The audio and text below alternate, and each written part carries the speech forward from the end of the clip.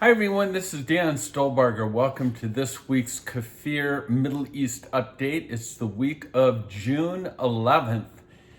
Just a reminder, make sure you get the PDF PowerPoint that accompanies this presentation. You can get it either at our YouTube channel or our website. Our website link is holygroundexplorations.com. So what's going on in the Middle East this week? Let's take a look. We've got this whole situation going on with the new administration and reaching out to the Palestinians, and there seems to be a pendulum swing being more pro-Palestinian. The bottom line is that the Biden administration has asked Congress to allocate $75 million in aid to the Palestinians to reopen the consulate in what they call East Jerusalem. And I think it's sending the wrong message. I think it's rewarding the terrorist. I don't think there's any other way to look at it. And so it's just a growing concern. Back to Gaza, Hamas leaders are boasting that they can demolish Tel Aviv. The Hamas leader, Yahya Sinwar, basically says that Israel only destroyed about 3% of the Gaza's terrorist tunnel network, and that Hamas only used 50% of its power in the latest conflict, and if there's any future fighting, he says Gaza will reshape the region. The new government that's supposed to be sworn in on this Sunday, the poll in Israel is that 42% of Israelis don't believe that the Bennett-Lapid government will last.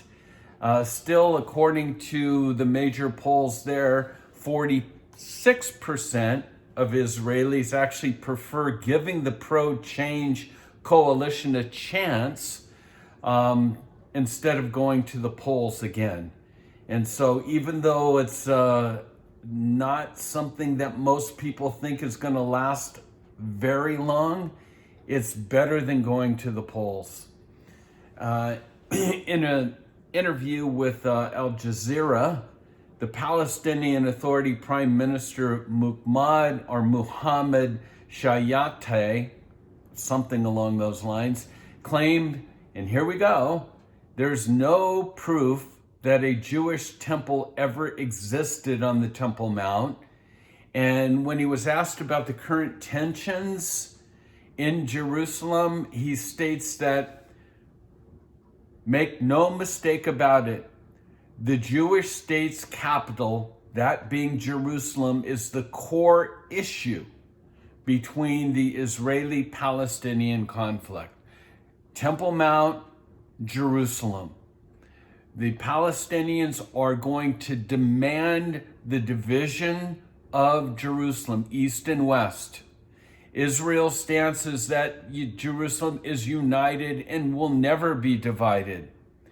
These are the sort of issues that make people like me feel like there is no possibility of a two-state solution, let alone the Hamas charter that calls for the annihilation and the destruction of Israel. How do you form a peace treaty with the person across the table from you if their hand's not out to shake? They're looking at you saying, we will destroy you.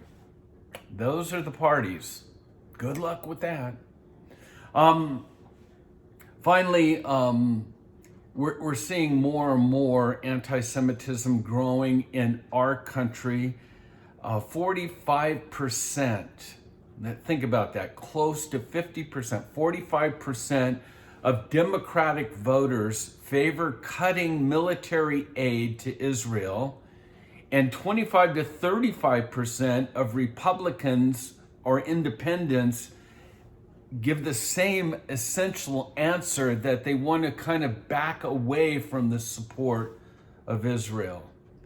It's not even been a year, And what a dramatic change that we've seen in our country's support or standing with Israel. So that's the news bites. Let's jump into some of the major articles. And again, a reminder, get the PDF, much more information, maps, photos, etc. are there. This last week, Israel destroyed a Syrian army post in the Golan Heights in a series of raids, airstrikes. This is along the Golan Heights, explosions just south of Damascus. And again, we're seeing this targeting Iranian sites, and we're going to see this ramping up.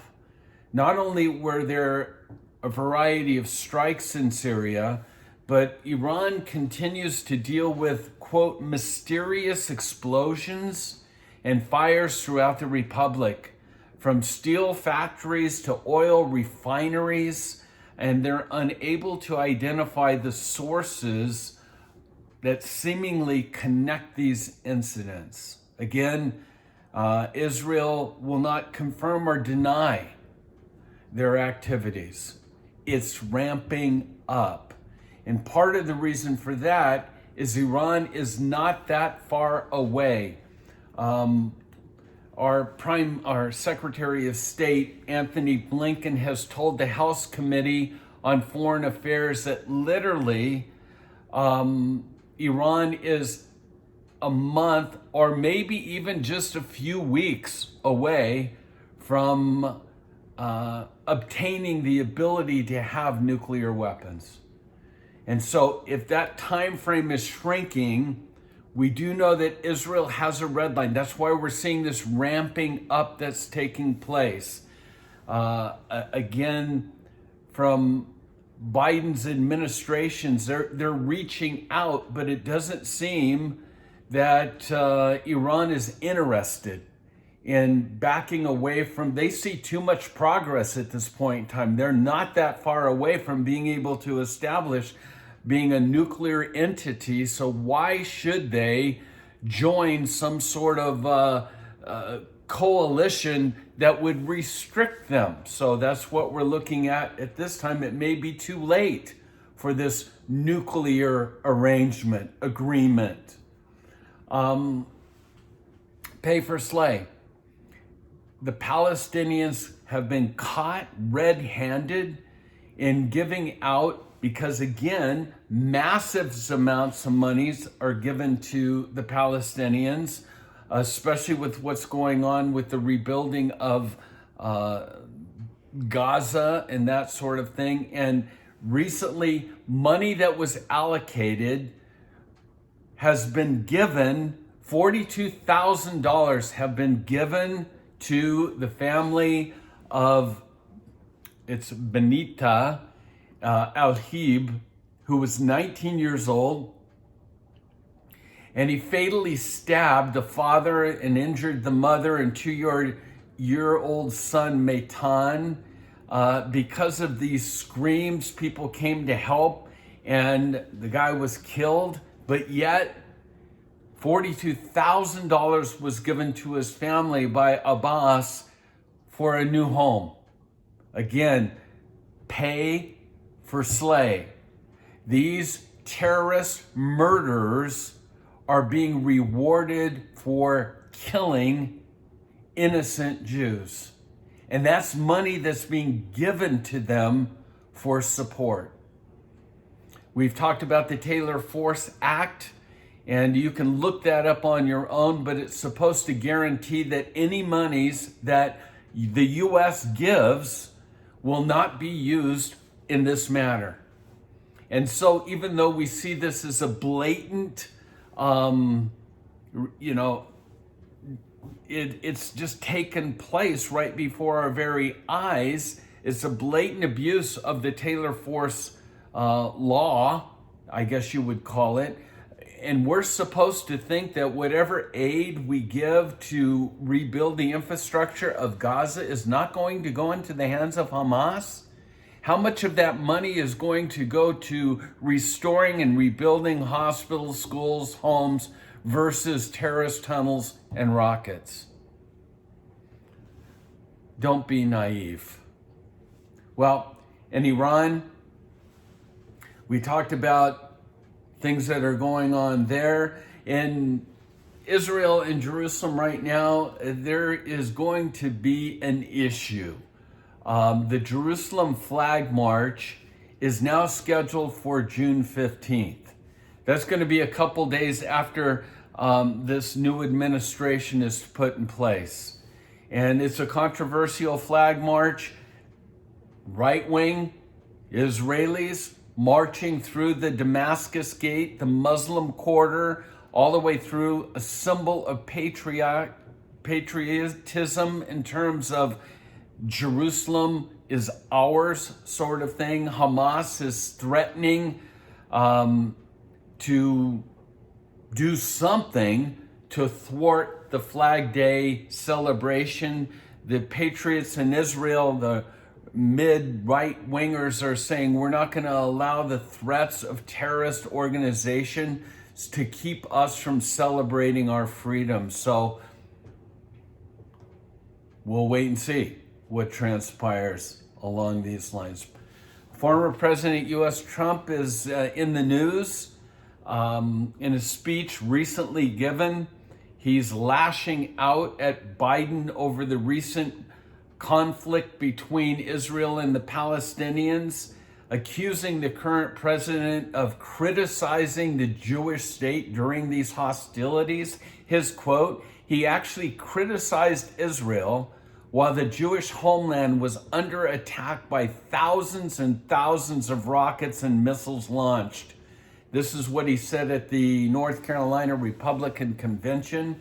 Quote, it was a betrayal. When you look at what happened and what's happening in Congress now, it used to be that everybody was supportive of Israel, but today I guess that's not in vogue. But you look at some of these radicals that they have in the House of Representatives, and you know what? They're gaining influence. And we already have seen that in what we talked about, the statistics of 45% of the Democratic Party wants to back away from our supporting of Israel. Less than a year. Well, Human Shields, there's an article here again. So what we already know is that the Palestinian terrorists in Gaza discovered that, a school that was run by the United Nations Relief Works Agency, underneath in the basement of this was where rockets were being stored. Once again, all of this is coming to the surface, stuff that we've already known, and yet it's not reported worldwide. But again, the Islamist terrorists have no regard for their own people. No regard. Let's end on a positive note. In Caesarea, Israel's opened its first underwater national park at the 2,000-year port of Caesarea, where divers can tour the 2,000-year-old remains that once was a major complex extending into the sea. Caesarea is already one of the top attractions, but with opening up, I'll never forget my friend Jane Benary, been our guide like forever, very close friend of ours.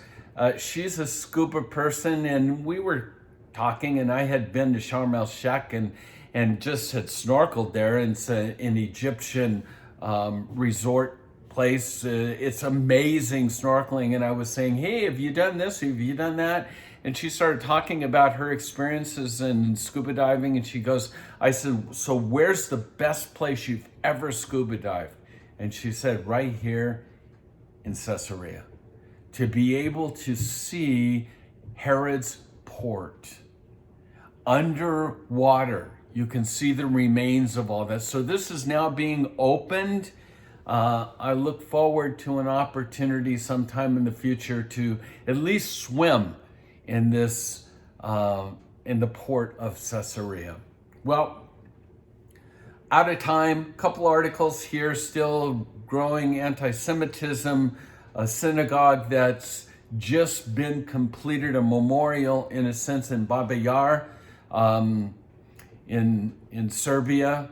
So take a look at all this. Again, remember, stand and pray for the peace of Jerusalem in this day. God bless you all, and shalom.